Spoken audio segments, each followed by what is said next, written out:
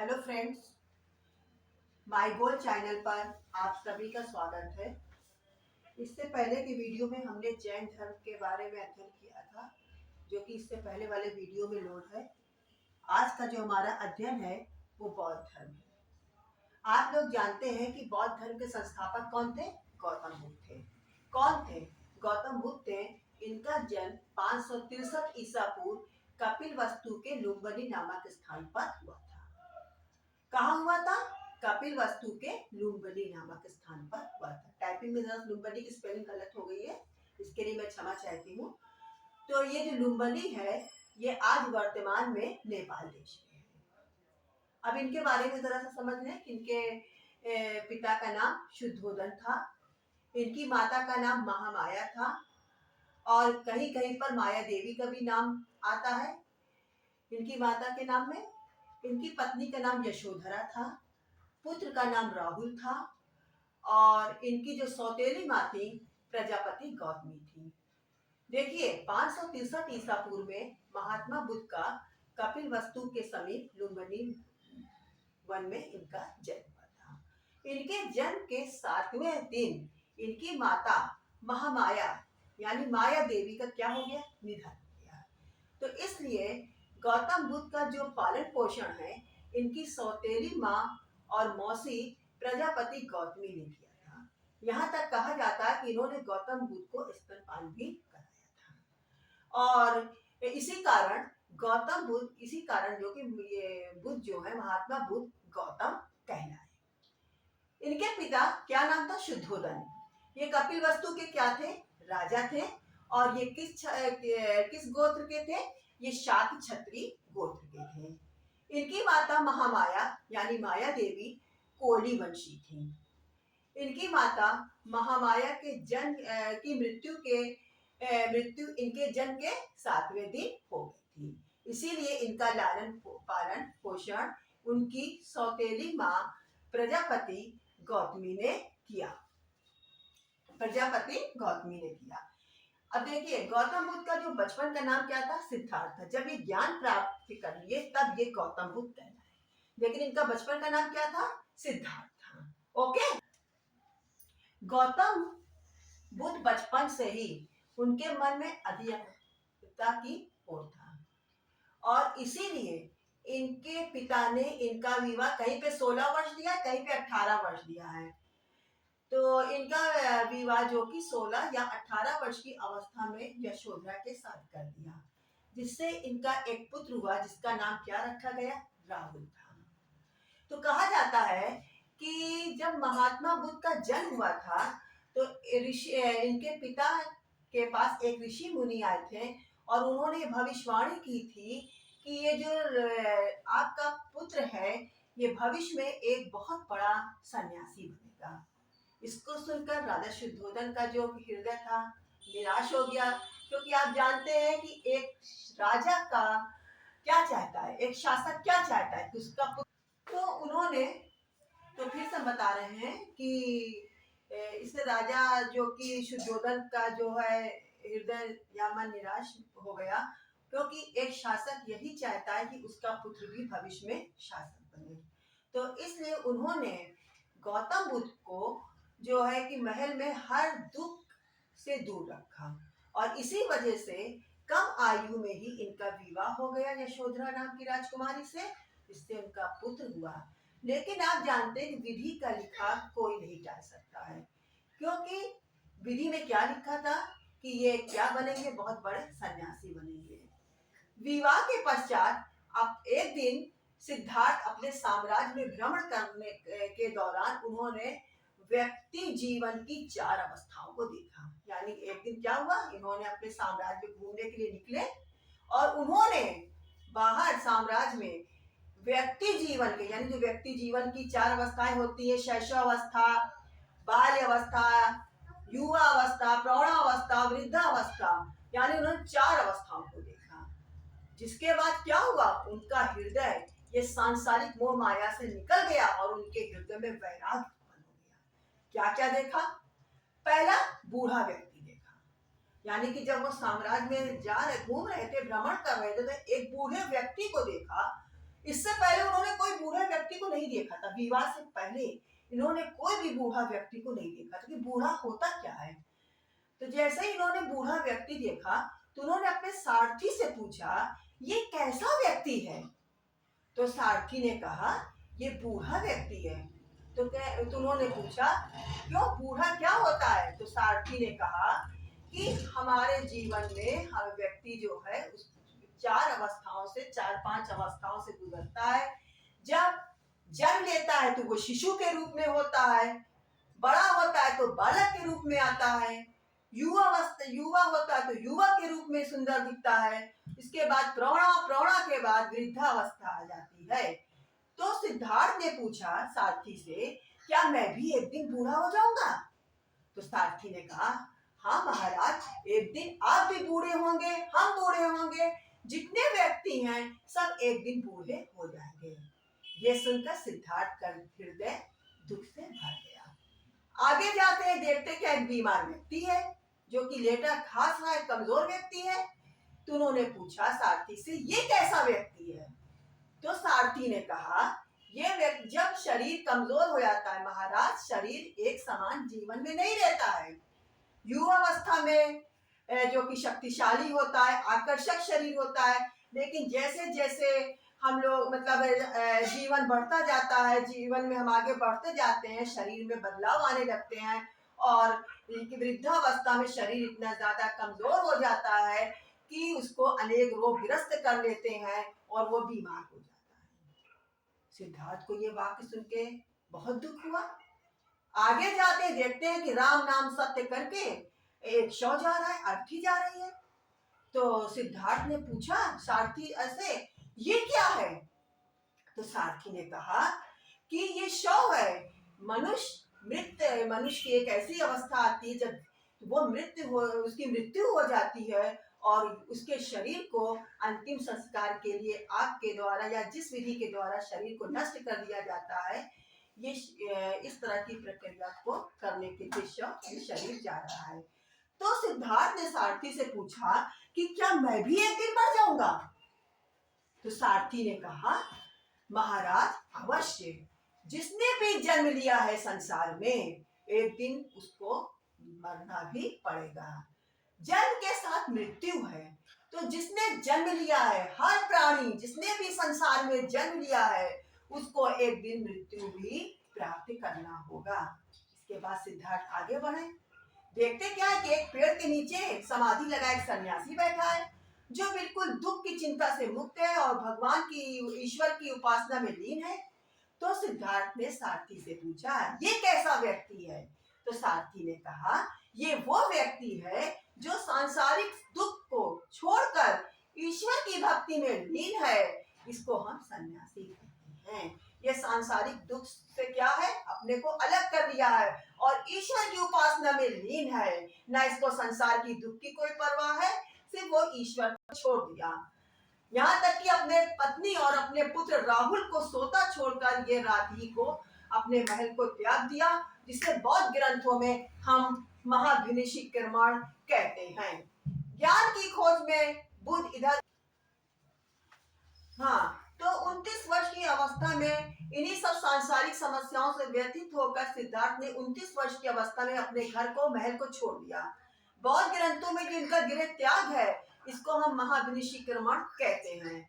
ज्ञान की खोज में बुद्ध इधर उधर भटकते रहे, फिर इन्हें कौन मिला? आलार कलाम मिले, जो इनके पहले गुरु बने। प्रश्न आता है कि बुद्ध के पहले गुरु का क्या नाम था? क्या नाम था? आलार कलाम। और इन्होंने आलार कलाम से सांख्य दर्शन की शिक्षा ली। इसके बाद क्या हुआ? महात्मा बुद्ध ने, ये जरा टाइपिंग गलत हो गया है, अपने 5 मित्रों के साथ बनारस, वाराणसी के समीप सारनाथ में के वन में 6 वर्षों तक कठोर तपस्या की और इतनी कठोर तपस्या की कि इनकी शरीर के अस्थि पंजर रह गया, लेकिन ज्ञान की प्राप्ति नहीं हुई। इसके बाद इन्होंने दही और चावल फिर से लेने लगे, तो इनके मित्रों ने ये समझा कि ये अपने मार्ग से विरक्त हो रहे हैं और भोग विलास की तरफ फिर से जा रहे हैं। इससे इनके मित्र, 5 मित्र इनसे घृणा करके इनका साथ छोड़ दिया। इस घटना के बाद महात्मा बुद्ध ने ज्ञान की प्राप्ति के लिए कहाँ चले गए? गया चले गए। कठिन तपस्या, जब गया पहुंचे तो वहां गया में कठिन तपस्या के बाद 35 वर्ष की आयु में वैशाख के पूर्णिमा के दिन, पूर्णिमा की रात, निरंजना नदी, जिसको आज हम फाल्गु नदी के नाम से जानते हैं, के किनारे पीपल वृक्ष के नीचे सिद्धार्थ को ज्ञान प्राप्त हुआ। पीपल वृक्ष, जिसको हम बोध वृक्ष के नाम से भी जानते हैं। तो फिर से हम रिपीट कर रहे हैं, क्योंकि ये पॉइंट जो है बहुत इंपॉर्टेंट है, इसमें से कई प्रश्न एग्जाम में पूछे जाते हैं। कठिन तपस्या के बाद 35 वर्ष की आयु में वैशाख के पूर्णिमा की रात, निरंजना नदी, जिसको आज हम फाल्गु नदी के नाम से जानते हैं, के किनारे पीपल वृक्ष के नीचे सिद्धार्थ को ज्ञान प्राप्त हुआ। और ज्ञान प्राप्ति के बाद सिद्धार्थ क्या कहलाए? बुद्ध के नाम से जाने गए। यानी कि जब तक इनको ज्ञान नहीं प्राप्त हुआ था तो ये सिद्धार्थ के नाम से जाने जाते थे, लेकिन जैसा ही इनको ज्ञान की प्राप्ति हुई तो ये किस नाम से जाने लगे? बुद्ध के नाम से। और जहां पर इनको ज्ञान प्राप्त हुआ था वो बोध गया कहलाया। इसके बाद बुद्ध ने अब ज्ञान प्राप्त करने के बाद बुद्ध सारनाथ वाराणसी आए और उन्होंने अपने पहले गुरु आलार कलाम को खोजा, लेकिन अब वो जीवित नहीं थे। इसके बाद गौतम बुद्ध को अपने वो 5 मित्र याद आए जो कि उनका साथ छोड़कर चले गए थे। तो गौतम बुद्ध ने अपना पहला उपदेश सारनाथ के उन्हीं 5 मित्रों को दिया, जिसे बौद्ध ग्रंथों में धर्म चक्र परिवर्तन कहा गया है। यानी कि बुद्ध ने जो अपना उपदेश वाराणसी के नाम के समीप सारनाथ में दिया था, उसी को हम धर्म चक्र परिवर्तन कहते हैं। बुद्ध ने अपने सारे उपदेश किस भाषा में दिए? पाली भाषा में दिए। किस भाषा में दिए? पाली में। जबकि महावीर स्वामी ने, याद रखिएगा कि महावीर स्वामी ने अपने जितने भी उपदेश थे प्राकृत भाषा में दिए थे। एग्जाम में बहुत आता है और बहुत लोग कंफ्यूज होते हैं, तो ये बता रहे हैं कि महावीर स्वामी ने जितने भी उपदेश दिए थे वो प्राकृत भाषा में दिए थे, और गौतम बुद्ध ने अपने सारे उपदेश किसमें दिए थे? पाली भाषा में दिए थे। और महात्मा बुद्ध ने अपने सर्वाधिक उपदेश कहाँ दिए थे? कौशल राज्य की राजधानी श्रावस्ती में दिए थे। याद रखिएगा, प्रश्न बहुत आता है कि गौतम बुद्ध के अधिकतर उपदेश कहाँ दिए थे गौतम बुद्ध ने? तो कहाँ दिए थे? कौशल राज्य की राजधानी श्रावस्ती में दिए थे। महात्मा बुद्ध के अनुयायी कुछ शासक थे जो उनके अनुयायी थे, और उन्होंने अपने शासन काल में बौद्ध धर्म का बहुत ज्यादा प्रचार किया था।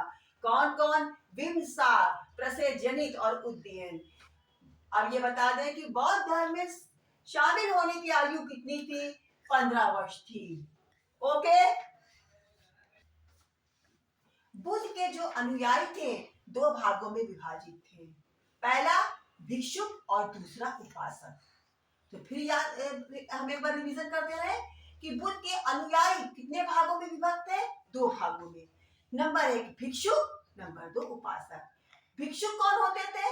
जो बौद्ध धर्म का प्रचार करने के लिए संन्यास ग्रहण कर लेते थे, उन्हें हम भिक्षुक कहते हैं। जैसे महात्मा बुद्ध ने क्या त्याग दिया था? बौद्ध धर्म का प्रचार करने के उन्होंने गृह को त्याग दिया था, घर को छोड़ दिया था।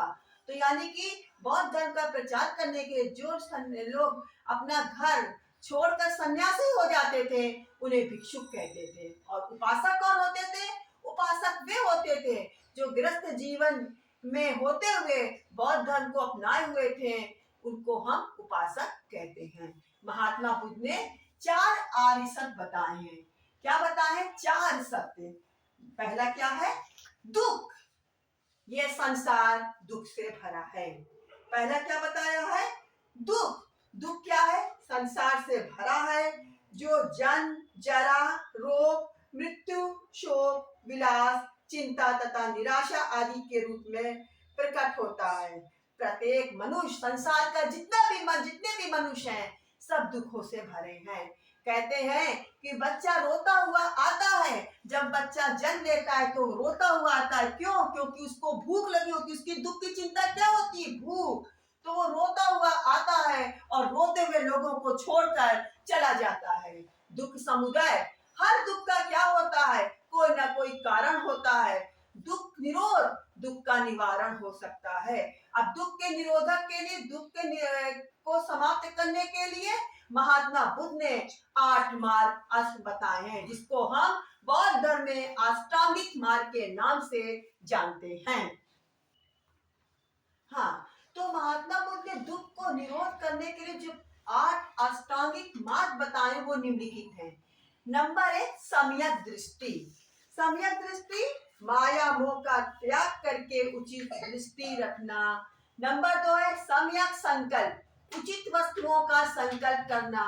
नंबर 3, सम्यक वाक, सत्य भाषण करना।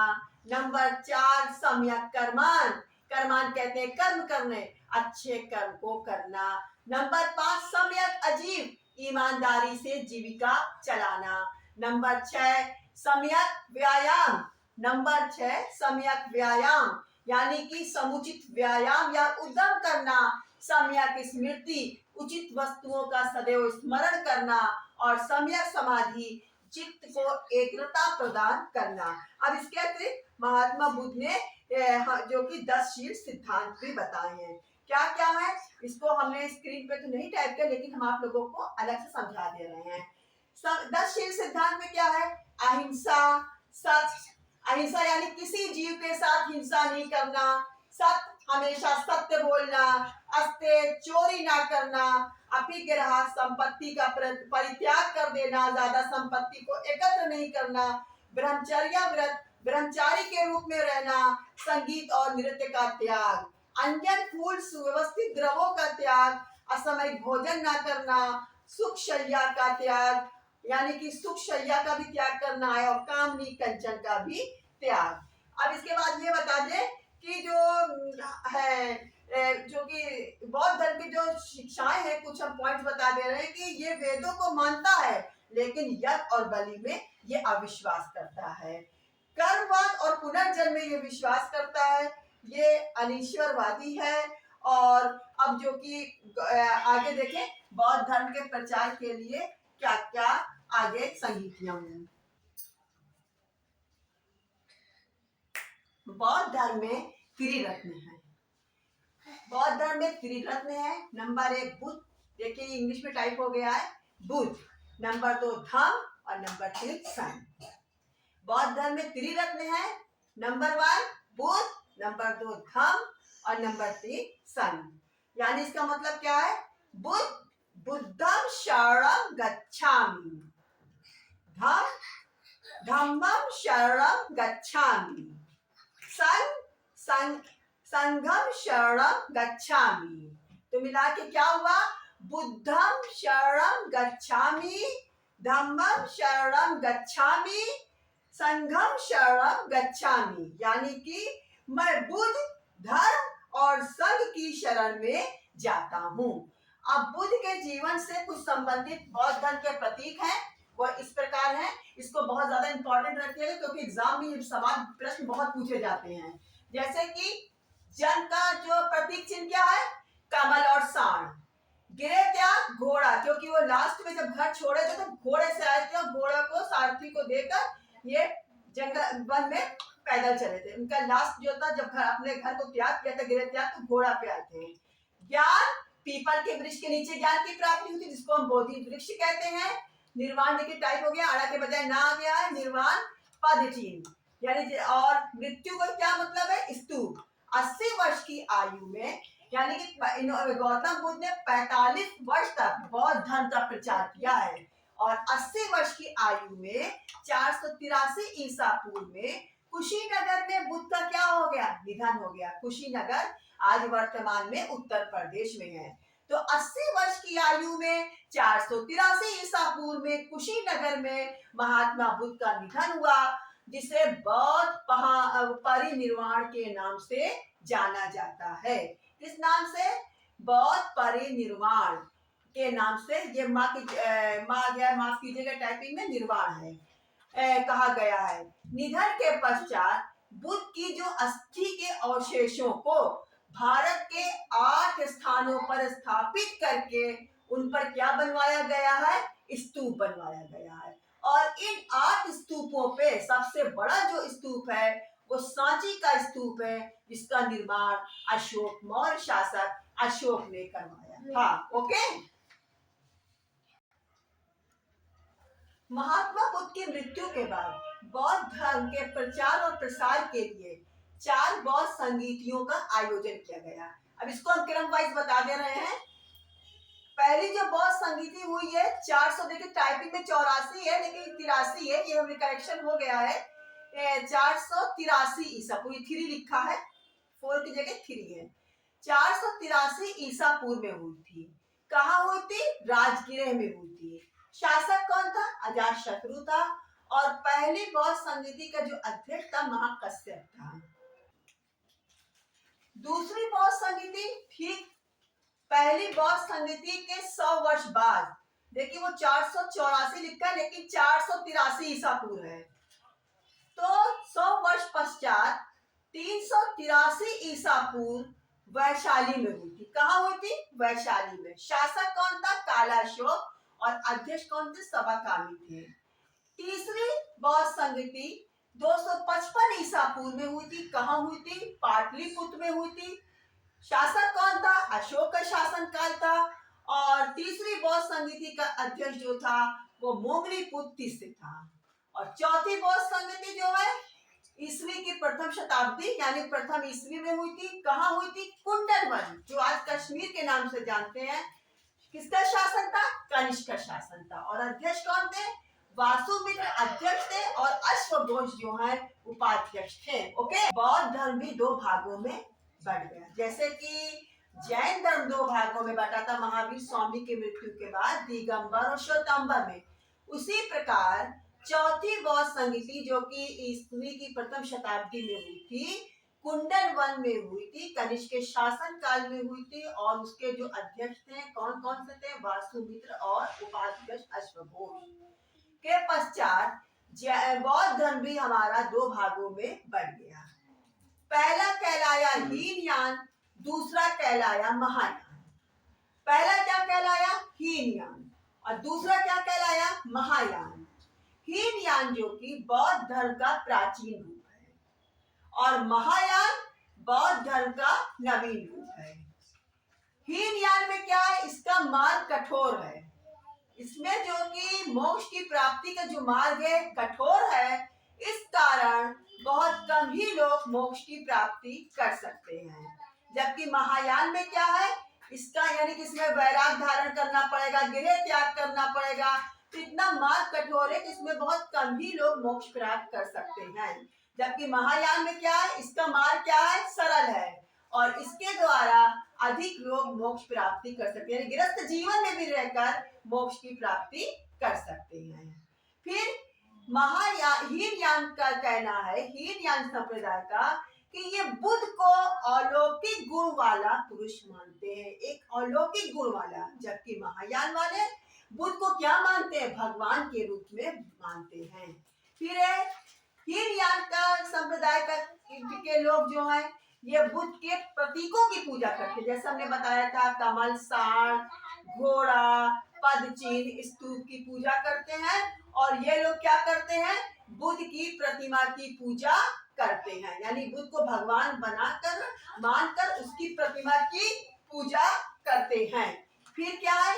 इनके ग्रंथ किस भाषा में है? पाली भाषा में है। यानी कह रहे हैं कि हीनयान संप्रदाय के जितने भी ग्रंथ हैं वो किस भाषा में है? पाली भाषा में है। जबकि महायान संप्रदाय के ग्रंथ जो हैं संस्कृत भाषा में लिखे गए। हीनयान संप्रदाय के लोग कर्म और धर्म में विश्वास करते हैं, जबकि महायान संप्रदाय के लोग लोक कल्याण में ही विश्वास करते हैं। हीनयान संप्रदाय का प्रचार लंका, बर्मा, थाईलैंड, कंबोडिया आदि देशों में हुआ है। जबकि महायान का प्रचार तिब्बत, कोरिया आदि देशों में हुआ है। तो इनका जो कि बौद्ध धर्म का प्रचार अगर हीनयान महायान को संप्रदाय को देखते हुए पूरे एशिया में जो कि इसका प्रचार हुआ है, एशियाई देशों में। इसी कारण महात्मा बुद्ध को लाइट ऑफ एशिया कहा जाता है। अब हम बौद्ध साहित्य के बारे में अध्ययन करेंगे। बौद्ध साहित्य को हम त्रिपिटक कहते हैं। क्या कहते हैं? त्रिपिटक। ये मूल रूप से किस भाषा में लिखे गए हैं? पाली भाषा में लिखे गए हैं। और त्रिपिटक की संख्या कुल कितनी है? 3 है। याद रखिएगा, त्रिपिटक की संख्या, बौद्ध साहित्य में त्रिपिटक का पहले अध्ययन करेंगे। त्रिपिटक किस भाषा में लिखे गए हैं? पाली भाषा में लिखे गए हैं। और इनकी कुल संख्या कितनी है? 3 है। अब तीनों, पहला कौन है? विनय पिटक, दूसरा सुत्त पिटक और तीसरा अभिधम पिटक। विनय पिटक में भिक्षु और भिक्षुणियों के आचरण संबंधी नियम है। सुत्त पिटक में इसमें बौद्ध धर्म के उपदेश संकलित है। और अभिधम पिटक में इसमें बौद्ध धर्म के दार्शनिक व्याख्या है, दर्शन की व्याख्या है। ओके, हाँ, त्रिपिटक के पश्चात, त्रिपिटक को एक बार फिर रिवीजन कर देते हैं कि बौद्ध साहित्य में सबसे पहले त्रिपिटक आता है। त्रिपिटक पाली भाषा में लिखे गए हैं। इनकी संख्या कुल कितनी है? 3 है। विनय पिटक, सुत्त पिटक, अभिधम पिटक। इसके बाद जो हमारी अगली जो साहित्य में आ रहा है, जातक कथाएं आ रही हैं।